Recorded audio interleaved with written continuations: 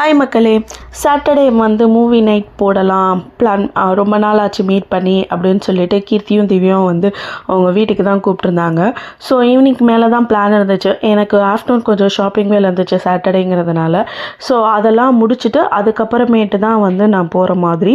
போகும்போது மதுவையும் பிக் பண்ணிவிட்டு போகிற மாதிரி எனக்கு இருந்துச்சு. ஸோ மதுவை பிக் பண்ணிவிட்டு போகும்போது அங்கே மது வீட்டை ரீச் பண்ணும்போது 4:30 இருக்கும். எப்படி வெளிச்சமாக இருக்குது அப்படின்னு சொல்லி பாருங்கள்.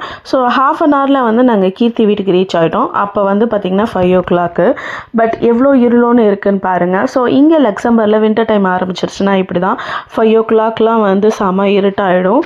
அதனால் இருட்டாயிடுச்சா, ஐயோ மணியாச்சு டின்னர் பண்ணமேங்கும் போது டைம் பார்க்கும்போது 5 o'clock தான் ஆகுதா, அப்போ பொறுமையாக பண்ணிக்கலாம் அப்படிங்கிற மட்டும்லாம் தோணும்.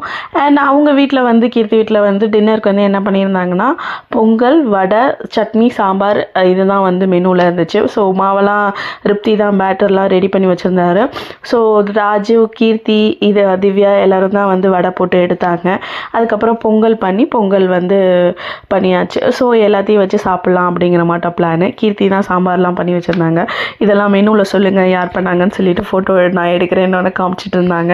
ஸோ நான் தான் சொன்னேன் திவ்யா அண்ட் கீர்த்தி தான் அது பண்ணாங்க அப்படின்னு சொல்லிட்டு இதில் சொல்லிட்டு இருந்தேன்.